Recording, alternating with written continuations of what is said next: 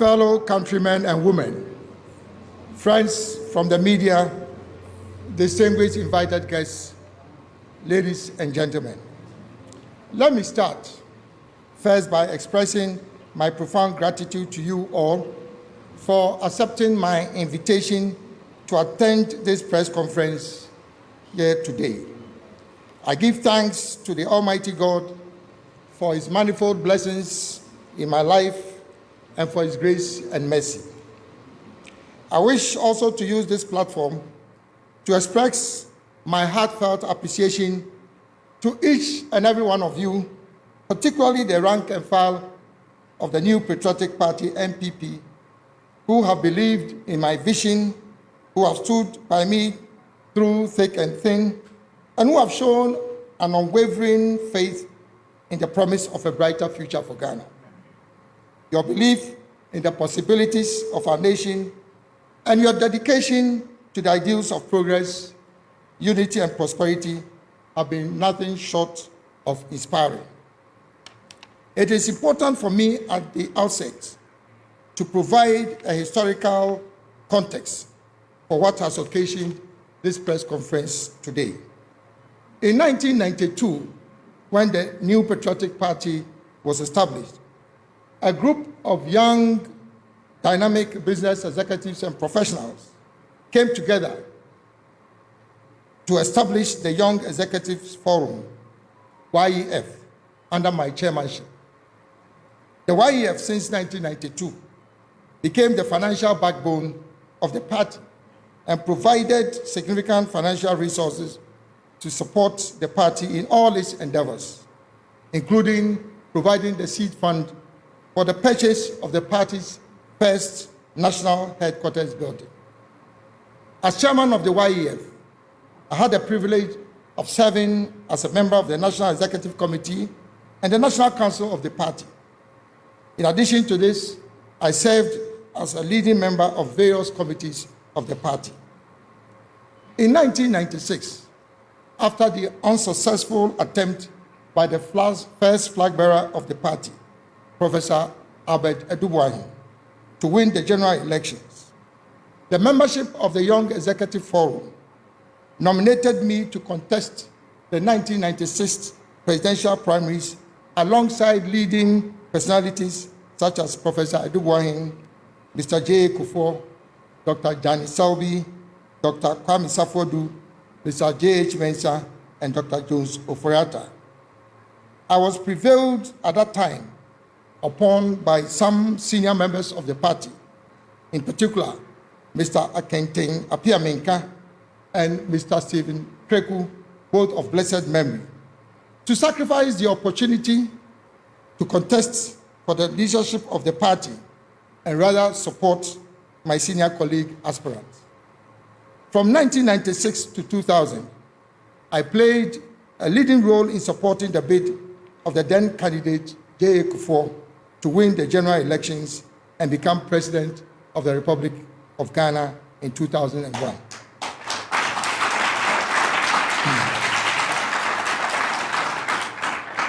After refusing appointment as a cabinet minister in the aftermath of the elections, the president then persuaded me to become NPP's first ambassador to the United States of America, a position I served with distinction. I was subsequently appointed in 2003 as Minister for Trade and Industry and Presidential Special Initiatives to implement a new paradigm of economic development, which I had introduced in 2001 on the assumption of office by President Kufuor.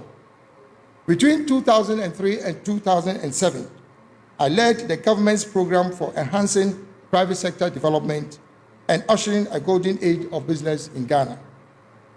In 2007, I joined a distinguished group of 17 presidential aspirants to contest in the presidential primaries of the NPP. In that election, under very strange circumstances, the electoral process was truncated on the day of the election on account of accusations leveled against me of influencing the course of the elections. This strategy was designed to create disfavor against me in an attempt to diminish my popularity and the massive support I enjoyed amongst the rank and file of the grassroots of the party. In spite of this unfortunate occurrence, however, when the votes were finally counted, Nana Addo Dankwa Akufo-Addo came first and I was the runner-up. According to the rules of the electoral process at that time, the two of us were programmed for a second-run ballot.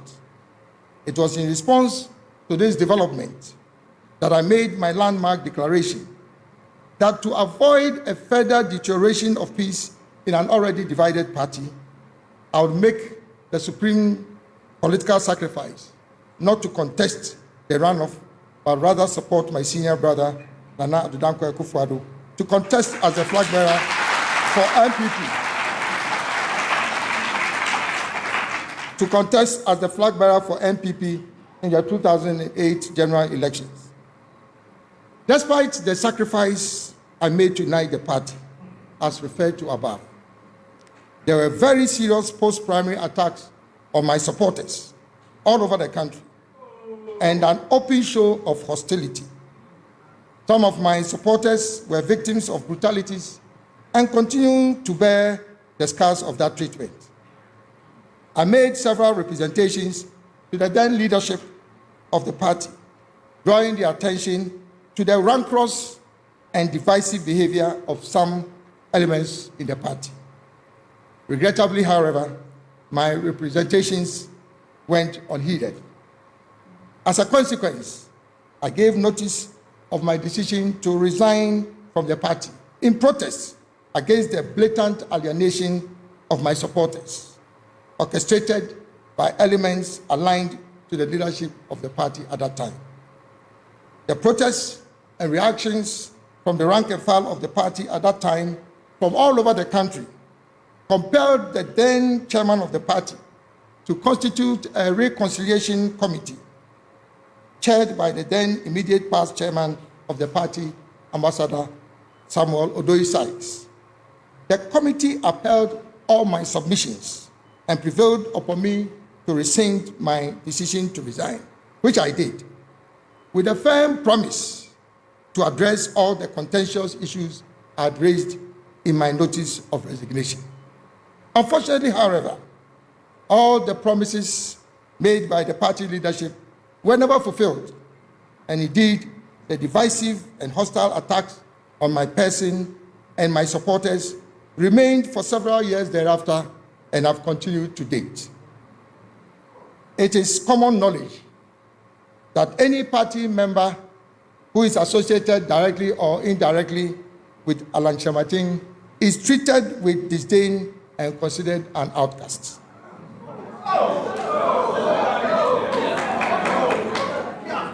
Fellow countrymen and women, I have endured all this resentment I maintained my integrity within the party throughout the past 15 years. On the office of the NPP in 2017, under the leadership of His Excellency Nana Addo Dankwa Akufo-Addo, I was appointed as Minister for Trade and Industry in the first term of the NPP administration and was retained in the same position by the President in his second term. During the past 6 years, I led the introduction and implementation of some of the most innovative and successful programs of the NPP, including the establishment of the One District, One Factory initiative, the establishment of the African Continental Free Trade Area (AFTA), with the headquarters of the Secretariat in Ghana, the development of new strategic anchor industries to diversify the economy in Ghana, including the automobile assembly and component manufacturing, the establishment of business resource centers and technology solution centers all over the country to provide comprehensive business development solutions to micro, small, and medium enterprises. The introduction of the new integrated customs management system, otherwise referred to as UNIPAS, which has significantly enhanced mobilization of government revenue. The establishment of industrial parks, including the flagship Greater Kumasi Industrial City and Special Economic Zone. The development of a national export strategy with a target of achieving export revenue of 25 billion United States dollars by 2030. And last but not the least, the introduction of business regulatory reforms and public-private dialogue mechanisms to facilitate government's interaction with the private sector. In spite of the limited budget put at my disposal during my tenure as cabinet minister, I was able to deliver significant achievements for the government and my country. Fellow countrymen and women, I believe I've served my country and intend to continue to do so.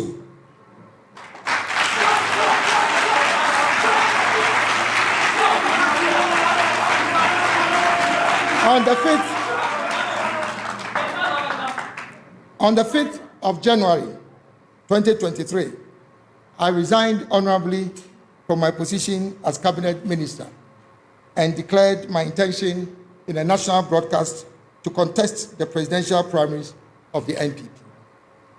On the 26th of August this year, I participated in the Super Delegates Conference to shortlist the 10 aspirants who had filed their nominations to contest in the primaries. I was selected as one of the 5 candidates to contest for the main presidential primaries scheduled for the 4th of November 2023. Fellow countrymen and women, after carefully analyzing the results of the Superdelegates Conference, I issued a press statement on the 6th of September this year, declaring my intention to exit the process leading to the presidential primaries. In the run-up to the Superdelegates Conference, the National Council of the party made some of the most controversial and contentious decisions in the history of our party. They rejected a petition signed by 9 out of the 10 aspirants requesting for the Superdelegates Conference to be held in one location, as well as to allow each delegate at the conference to nominate 5 persons instead of 1, in line with the provisions of our party's constitution. In my humble and considered opinion, the decisions of the National Council were both unmeritorious and unconstitutional. To make matters worse, it was absolutely clear, as I indicated in my press statement of the 6th of September this year, that the Superdelegates Conference was strategically and tactically skewed and maneuvered in favor of one particular aspirant.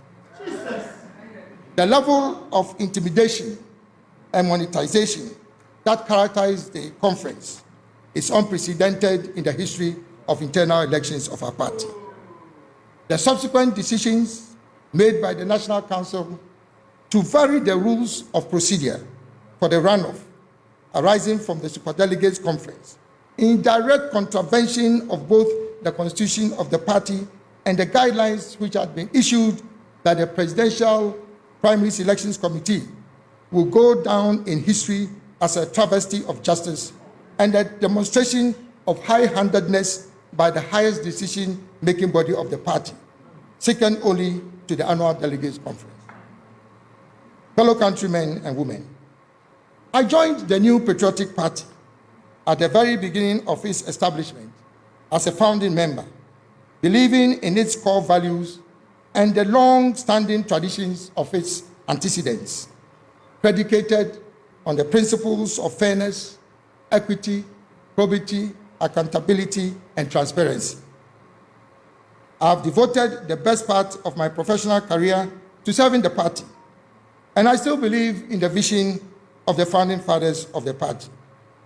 However, the NPP, as it exists now, has very little resemblance to the party that I joined in 1992 and held together.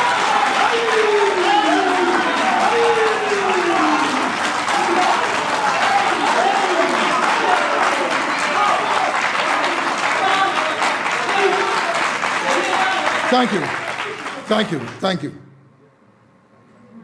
The party has been hijacked by a selected group of party leaders and elders, government appointees, behind the curtain power brokers and some unscrupulous party apparatchiks.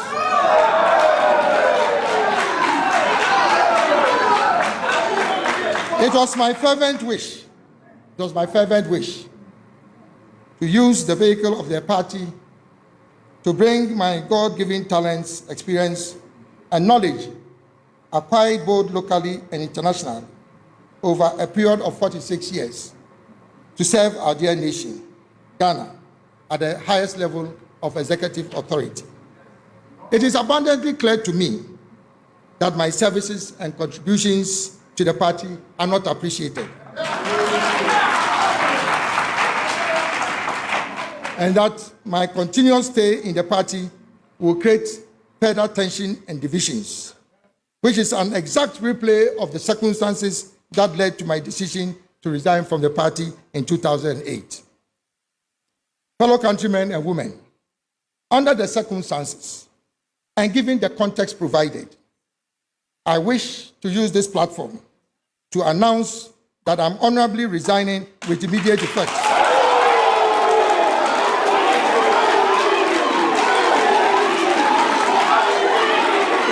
Thank you. Thank you. Thank you. Thank you.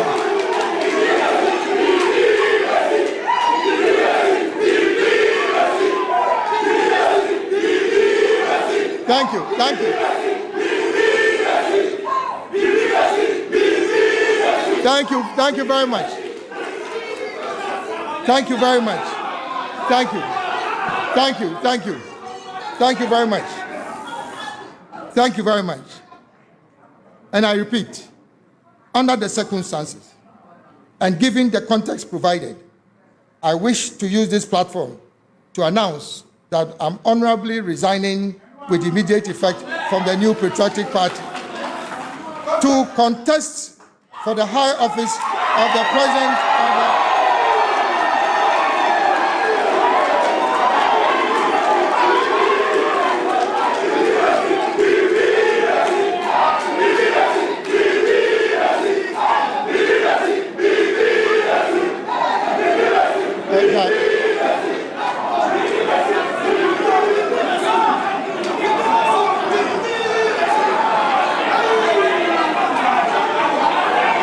Thank you.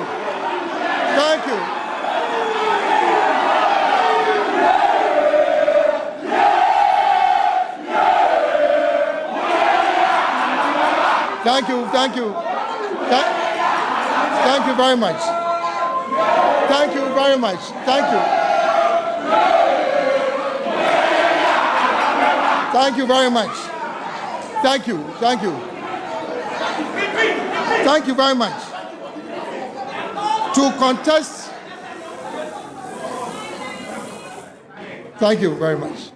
To contest for the high office of the President of the Republic of Ghana in the 2024 general elections as an independent presidential candidate.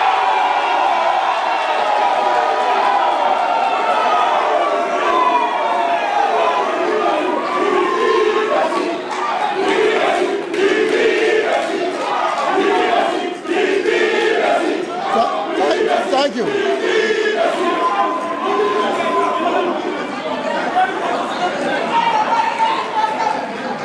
Thank you. Thank you very much. Thank you very much. To actualize this goal, can we have some quietness, please? To actualize this goal, I will establish and lead a new movement for change in Ghana. The brand logo for the movement is the monarch butterfly,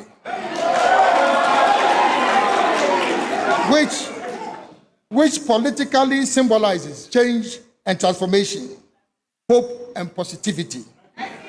It also communicates strength, endurance, spirituality, and trust, which are all key traits that I cherish as a political leader. In Akan, it is known as Afafanto. The brand motto of the movement is Ghana will rise again. Ghana will rise again, which symbolizes hope for the future of Ghana. The new movement will be led and powered by the youth of Ghana.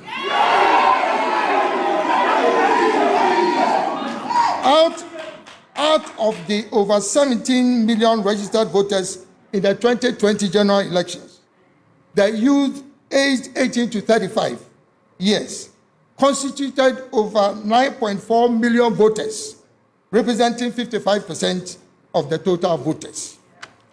This is a constituency that you cannot ignore. It is acknowledged without doubt that the youth represent the future of our country, and yet they constitute the most vulnerable section of our society. From available statistics, 85% of all prison inmates in Ghana are aged between 12 and 35 years. This is profoundly alarming. Fellow countrymen and women, it is also worth noting that every year, over 300,000 graduates from tertiary institutions in Ghana, excluding those from secondary institutions, enter the job market with little or no hope of finding a job. Clearly, public sector employment is not an option with an already over-bloated public service. This phenomenon of a pervasive employment crisis is gradually becoming a national security threat, as evidenced by the recent Occupy Julobi House demonstrations. The initial reaction of the police in manhandling some protesters is not the solution to the problem.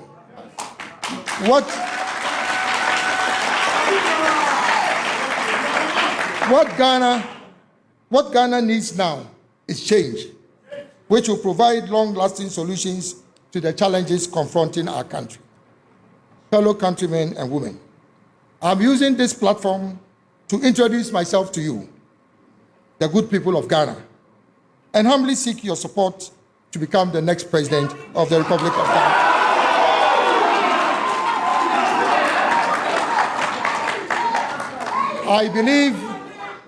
I believe with unwavering conviction that I am the only leader who can guarantee the economic and industrial transformation of our country, the restoration of confidence in political leadership, and the unification of an increasingly divided nation.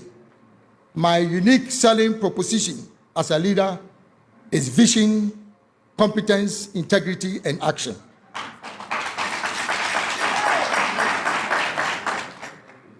The four dominant themes for this change agenda which will be pursued by the movement are as follows. 1, change the political status quo by moving Ghana beyond the duopoly of the two main political parties, the New Patriotic Party and the National Democratic Congress. This will break divisive partisanship in governance in Ghana and bring an end to the winner-takes-all political syndrome.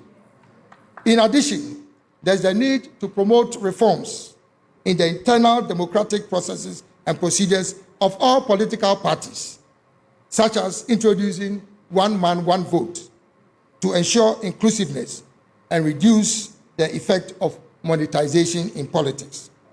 The principles underpinning our national elections must be reflected in the electoral processes of political parties in Ghana.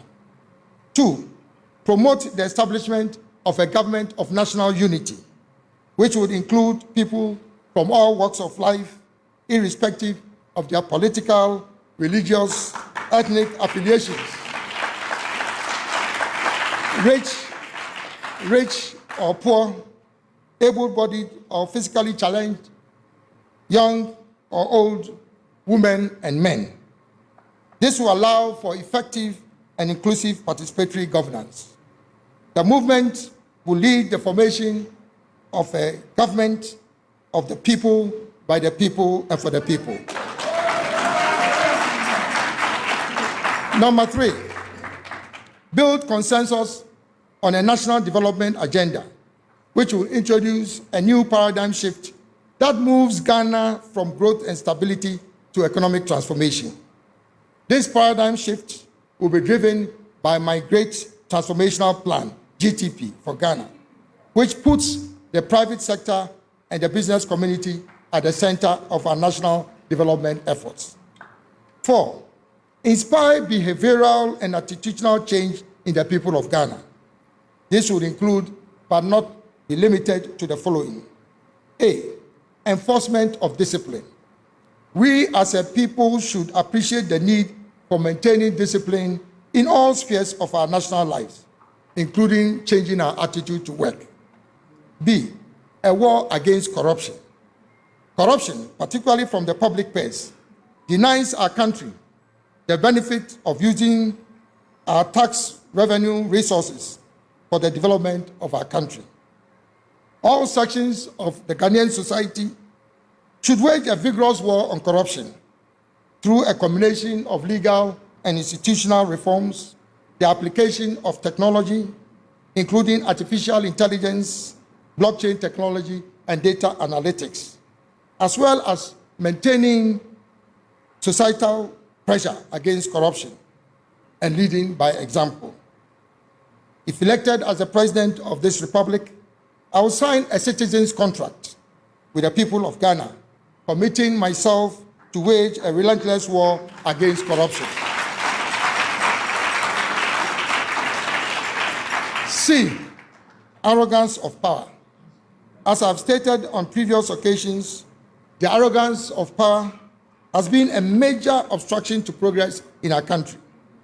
People in positions of authority in this country must understand that leadership is an opportunity to serve the people and not to lord over them. In servant leadership, humility is an asset and not a weakness. D, passion for excellence. As a country, we must celebrate competence and excellence and not mediocrity. Advancement in the public sector, in particular, must be based on meritocracy and not patronage and protocol. Putting square pegs in round holes has been the biggest challenge for service delivery at every level in our governance structure.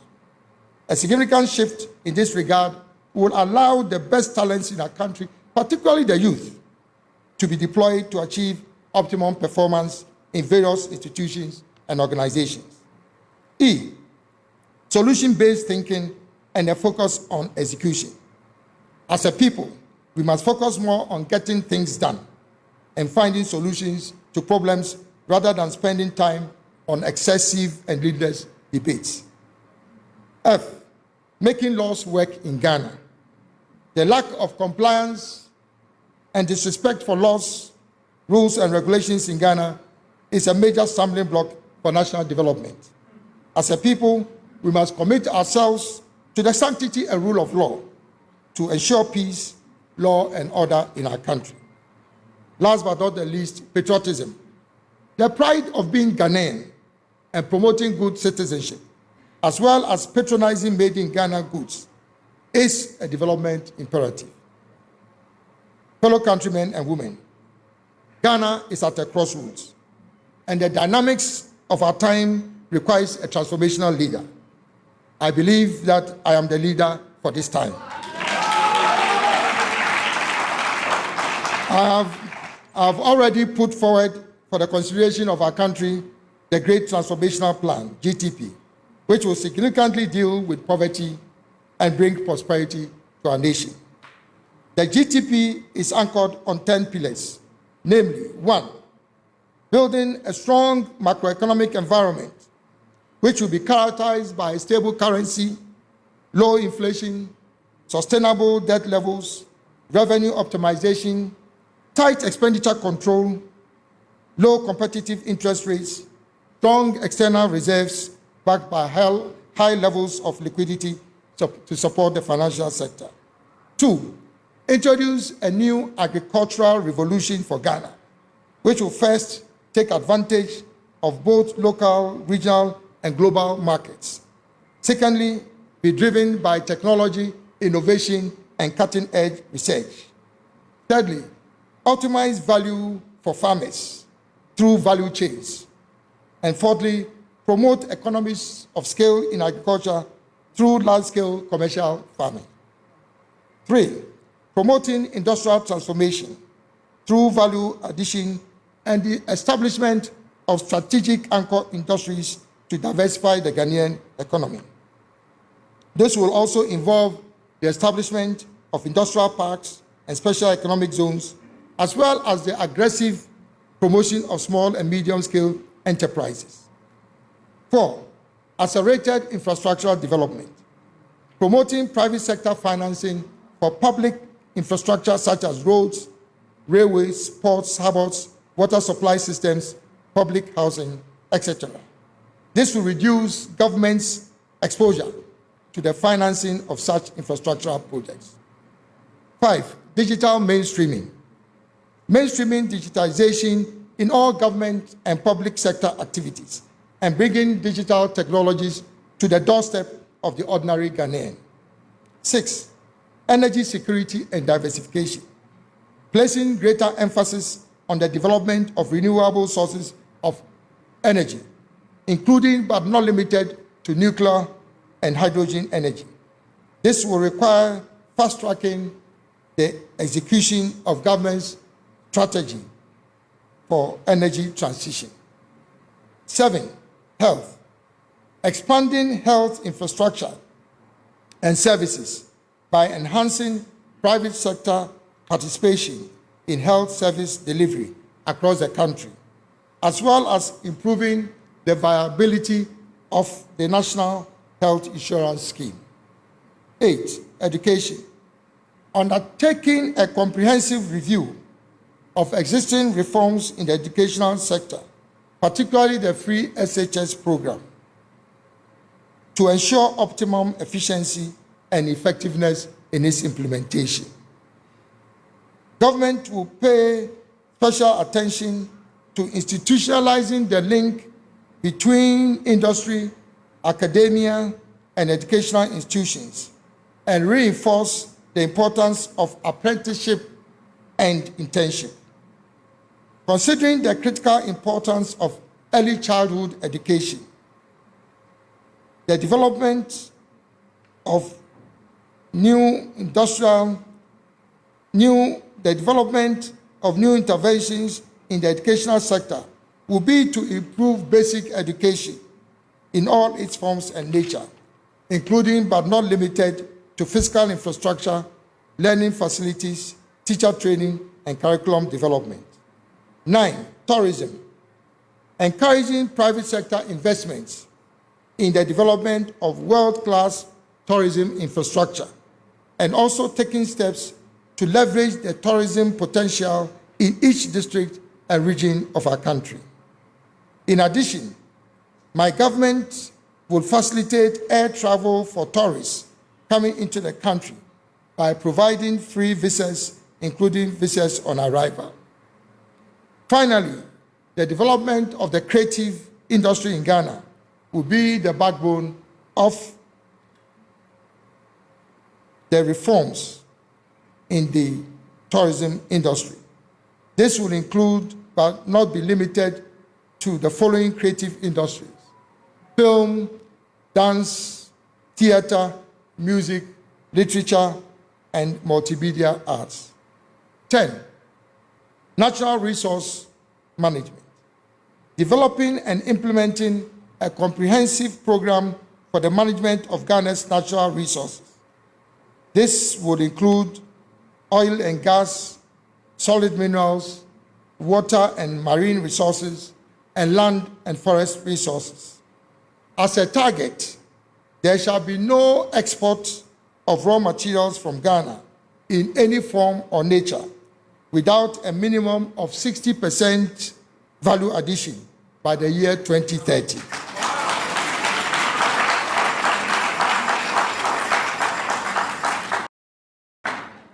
This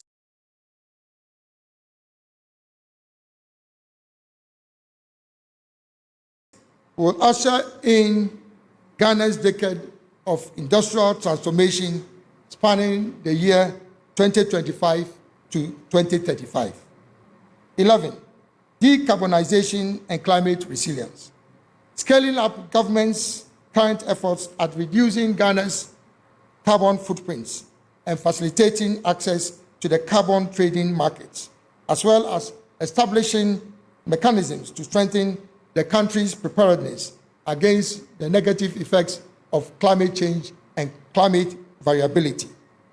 12, national security and defense optimization. Deploying resources to strengthen national security and defense mechanisms and infrastructure to deal substantively with emerging security threats and challenges, particularly in the Sahelian region. 13, downsizing government. Overhauling the architecture of the public service in Ghana by consolidating some existing ministries, departments, and agencies. This will lead to a lean government structure that will ensure operational efficiency and effectiveness in the delivery of government services, and also reduce costs to the national budget. 14, strategic engagement with the international community. Restructuring Ghana's diplomatic and economic relations with the international community based on the principle of positive neutrality, with a focus on promoting the strategic interests of Ghana, as well as our shared commitment to humanity and the preservation of peace around the world. Last but not the least, sports. Investing in world-class new generation sports facilities in selected competitive sporting disciplines. In this regard, my government would encourage the participation of the private sector in the development of sports infrastructure around the country, including sports academies. The Great Transformational Plan, GTP, will provide jobs for the people, cash for the people.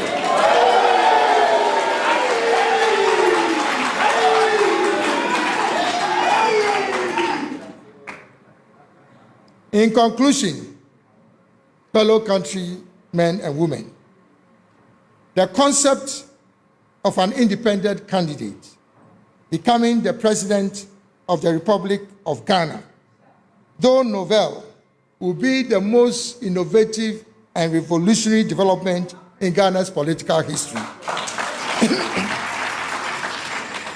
It will indeed be a watershed development in Ghana. Although similar examples of this model have been practiced successfully in countries such as Benin in Africa and other political jurisdictions. In a country like Ghana, that is currently embroiled in divisive political turmoil, an independent candidate who becomes president will be a bipartisan and honest broker amongst different political parties and will bring healing and reconciliation to our body politic.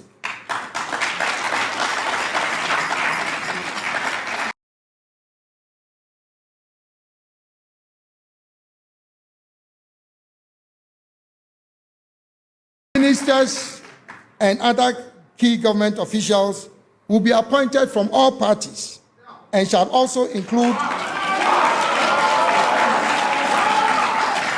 and shall also include individuals who are apolitical but have a demonstrable and proven track record of performance in their field of specialization.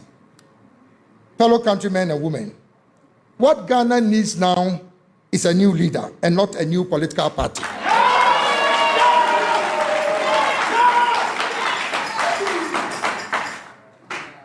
It is worth noting that the great nations of this world were built on the vision of great leaders and not on the back of political parties.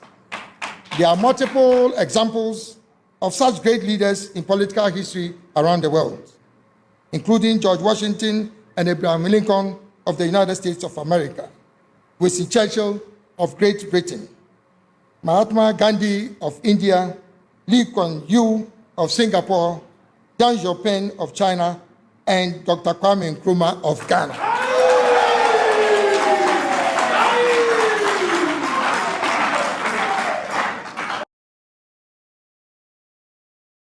In the current political dispensation of Ghana, under an executive presidency, the President of the Republic represents one constituency, only one constituency, which is the constituency of Ghana. While different political parties can contest for parliamentary seats on the ticket of their political parties, electing an independent candidate as president, who will lead a government of national unity, will not only bring harmony to the legislature, but also facilitate the approval and execution of government programs and projects. Who better can moderate and lead such a political divide than an independent candidate who has no direct ties with any existing political party? Fellow countrymen and women, I wish to use this opportunity to assure the rank and file of the new patriotic party that I still very much cherish my relationship with you, and I'm committed to the ideals of the founding fathers of the party. My decision to contest as an independent candidate will not destroy the party, but rather provide the party an opportunity to participate in a government of national unity in the future.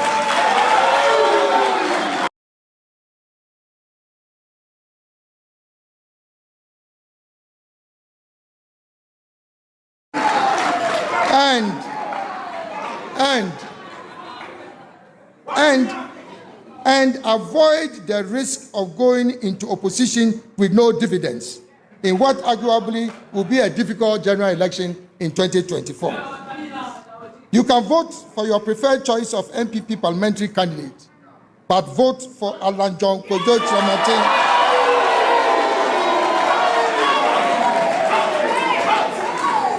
But vote for Alan John Kojo Kyeremateng in the presidential elections in December 2024 to become the 6th president of the 4th Republic of Ghana. To the rank and file and sympathizers of the National Democratic Congress, NDC, and to my friends in leadership positions in the NDC, please note that if elected as president, I will also be president for NDC. You will be better off avoiding the risk of remaining in opposition if you do not win the 2024 general election. Rather, participate in the government of national unity by voting for Alan Kyeremateng as president of Ghana in December 2024.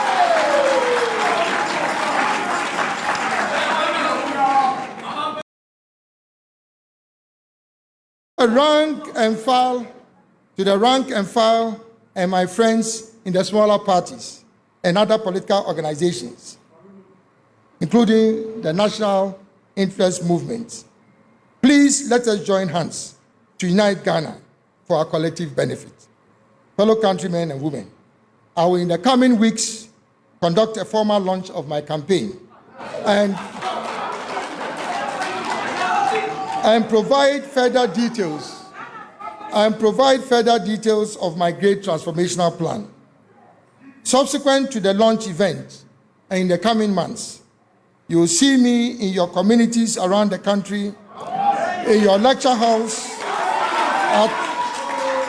at our music concerts, in our churches, in our mosques, on your streets, at the market centers, at the fishing ports, at our trotro and taxi stations, on your farms, and in every corner of our society.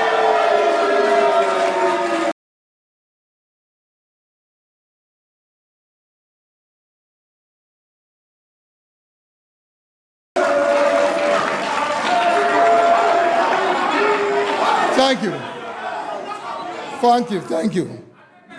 I am determined to hear the voice of the people in this movement for change. I invite every Ghanaian citizen to join me in this movement. in particular for the youth of Ghana. This is your chance. This is your chance to take control of power and authority in this country and shape the course of your own future. Together, we will win and Ghana will rise again. Together, we will win and Ghana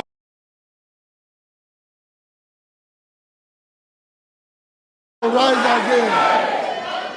Together, we will win and Ghana will rise again.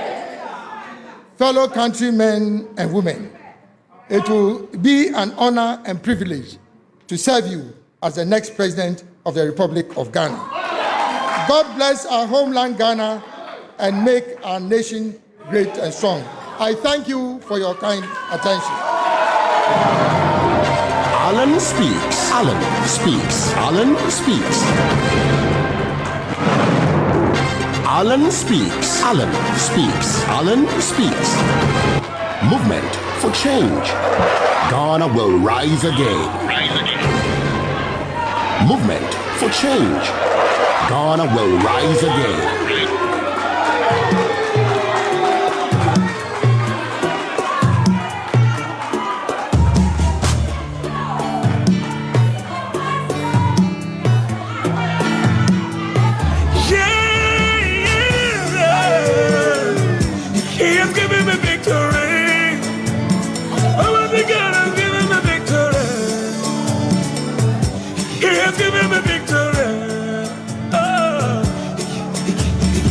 Days of my life I praise you.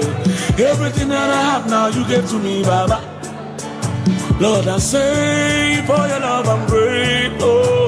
Yes, you love me plenty, you came to die for me.